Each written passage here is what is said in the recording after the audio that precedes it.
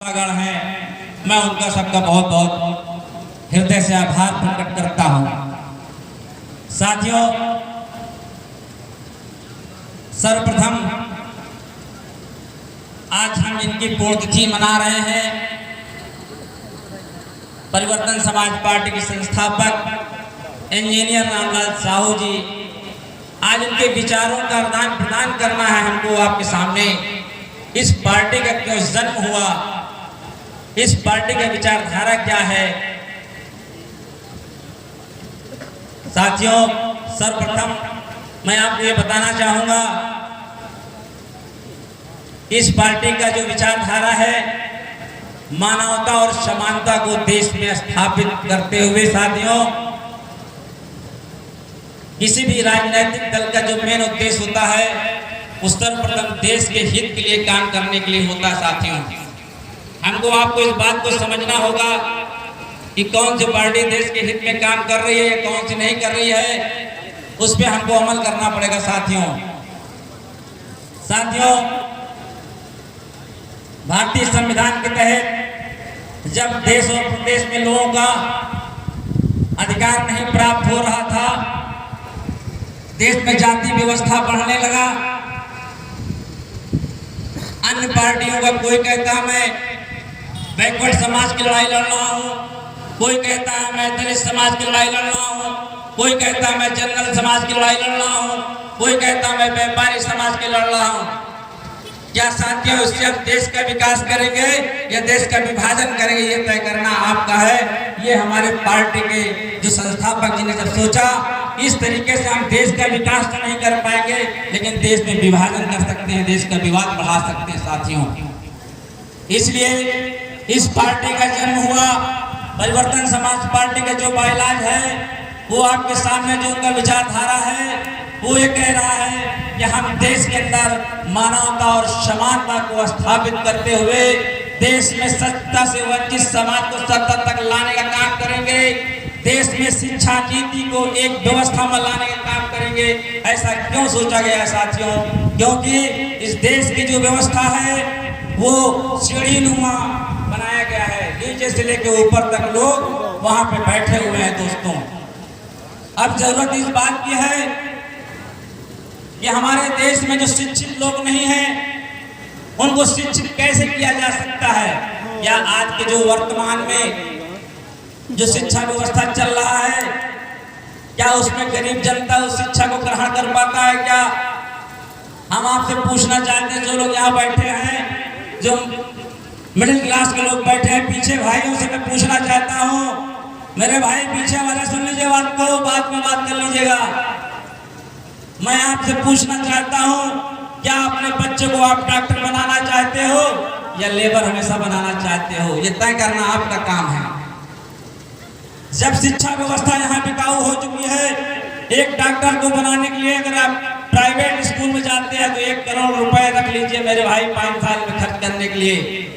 यहाँ पे बहुत से लोग अपने बच्चों को डॉक्टरी पढ़ा रहे हैं, उनको इस बात को मालूम है। लेकिन परिवर्तन समाज पार्टी ये कहती है कि साथियों, अगर आपने मेरे विचार को समझा, व्यवस्था को अगर आपने मेरे समझा, तो मैं जब सरकार बनाऊंगा प्रदेश के अंदर या देश के अंदर, तो शिक्षा नीति को एक नीति में लाया जाएगा। कैसे? वो देश का गरीब का जनता लड़का हो या देश का रईस का लड़का हो, वो एक स्कूल में पढ़ेगा, एक शिक्षा पढ़ेगा, तभी देश के हमारे हजारों लोग, लाखों लोग वैज्ञानिक बन सकते हैं, लाखों लोग डॉक्टर बन सकते हैं। ये परिवर्तन समाज पार्टी की सोच है मेरे दोस्तों। ये इंजीनियर साहब का विचारधारा था। क्या इस विचारधारा से आप चाहते हैं कि ऐसा होना चाहिए? अगर आप चाहते हैं कि ऐसा होना चाहिए, आने वाले वक्त में, आने वाले समय में जो आपके क्षेत्र में चुनाव होगा, परिवर्तन समाज पार्टी से जो व्यक्ति चुनाव लड़ेगा, अगर उसको आप वोट करेंगे तो निश्चित तरीके से समय समय बदलाव होता रहेगा।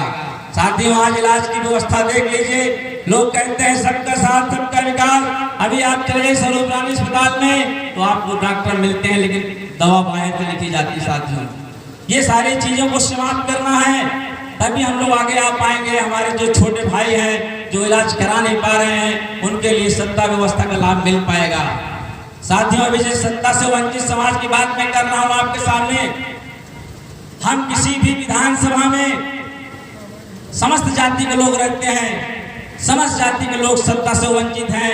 ऐसा नहीं है कि हर जाति के लोग अपने सत्ता में लाभ ले रहे हैं, हर जाति के लोग सत्ता से वंचित है। अब उनको हम कैसे आगे ला सकते हैं, ये विचार करना हमारा आपका काम है। जैसे साथियों, एक लोकसभा का चुनाव अभी आने वाला है।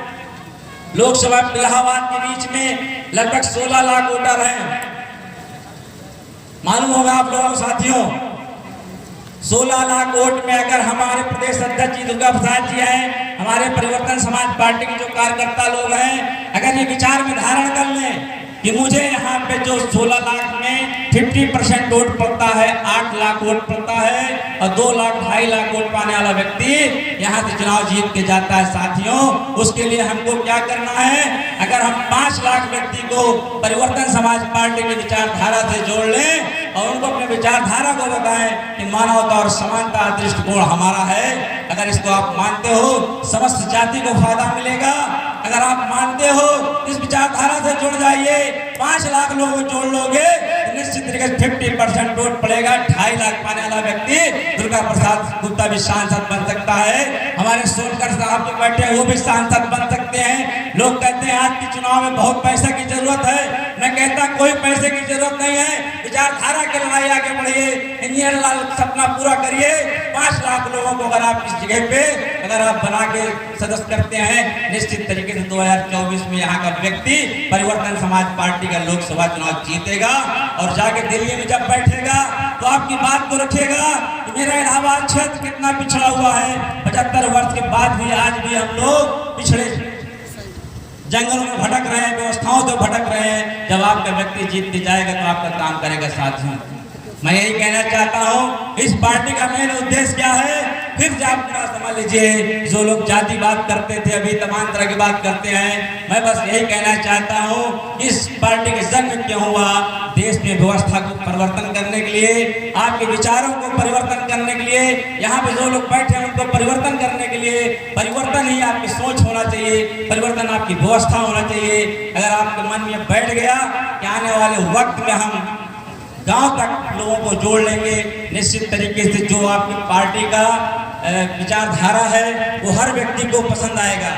साथियों, मैं कुछ ये भी कहना चाहूँगा कि अभी आपने बहुत सी पार्टियों का काम देखा है, तमाम तरह लोग देखा है। इस पार्टी को भी मौका दीजिए। आने वाले वक्त में निश्चित तरीके से हम लोग मानवता और समानता को स्थापित करेंगे, आगे बढ़ेंगे। प्रदेश तक में काम चल रहा है। निश्चित तरीके से 2027 में हम समस्त जाति को जोड़ कर उत्तर प्रदेश के अंदर एक नया कीर्तिमान स्थापित करेंगे।